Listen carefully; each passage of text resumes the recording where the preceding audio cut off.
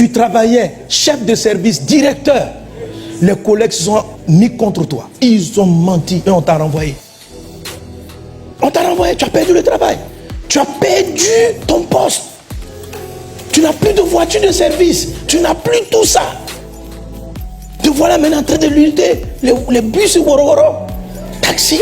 Et chaque fois que tu passes devant la boîte, mon Dieu,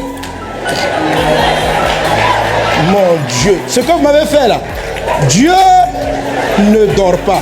Dieu ne dort pas. Mon frère, ma soeur, écoute-moi. Si tu n'avances pas, tu auras l'impression que Dieu dort. Écoute, sais-tu à quel moment les frères de Joseph se sont humiliés devant Joseph? C'est lorsqu'il était premier ministre. Tu sais, si tu n'avances pas, tu ne seras jamais dans la position où ils viendront reconnaître que Dieu t'a choisi. Pourquoi est-ce que tu attends que Dieu les juge avant d'avance? N'attends pas, j'attends la justice de Dieu avant d'avancer. J'attends que Dieu vienne régler mon compte. Que le Seigneur apparaisse en Israël là-bas chez mon père. Qui leur dit que ce qu'ils m'ont fait là. Non. Ce que Dieu a dit, tes ennemis reconnaîtront. Ils vont se prosterner. Mais pas dans ta position actuelle. Ça a été une histoire. C'est vrai, tu as eu tout ça. C'est vrai que tu avais tous ces privilèges. Que le nom du Seigneur soit béni. La vie n'est pas évidente, mon ami. Dans la vie, on prend des coups, on ne sait pas d'où ils viennent. Mais quels que soient tes ennemis, ils te mettent toujours sur le chemin de ton destin. Avance, avance. Avance. Arrête de penser à l'entreprise qui a fermé parce que tu as eu un comptable escroc qui a pris tout ton argent. Avance. Arrête de penser aux gens qui t'ont trahi, qui ont détourné l'argent de votre affaire. Aujourd'hui, ils t'ont laissé avec une dette, tu ne sais pas de combien. Depuis là, tu n'es plus sorti. Ça fait 5 ans que tu as fini cette histoire. Et tu es toujours là-dedans. Quand tu commences même une entreprise à nouveau, tu es toujours dans le regret, dans le remords. Comment j'ai pu embaucher des gens comme ça? Comment j'ai pu m'associer avec des gens comme ça? La Bible dit, Joseph a entrepris. Il dit ça c'est passé, on ferme la porte, on passe à une autre histoire. Et il a commencé à être élevé chez M. Potiphar. Quand il est devenu chef de la maison de Potiphar, Madame Potiphar vient comme sa vie. Elle ment sur lui. Histoire récurrente. Il se retrouve en prison. Le chef de prison l'a remarqué, on l'a mis chef de la maison. Même en prison, le petit avançait.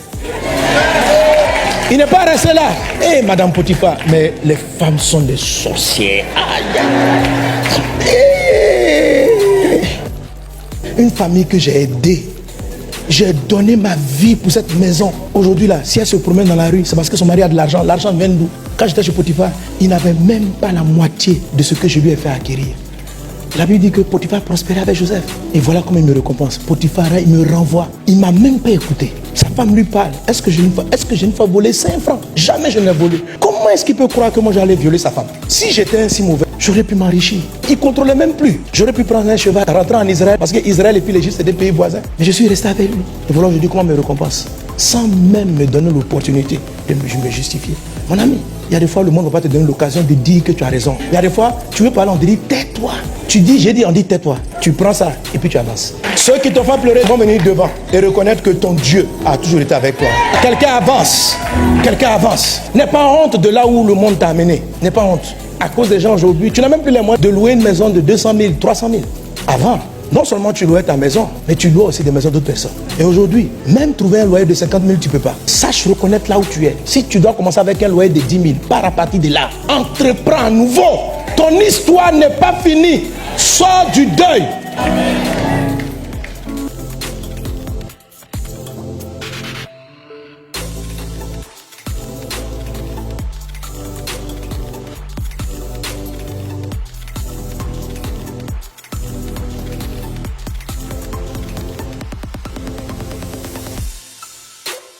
On fait des choix stratégiques qui sont dangereux pour notre vie. Et plus tard, on se rend compte des conséquences. Malgré ce choix, tu dois sortir du regret et tu dois avancer.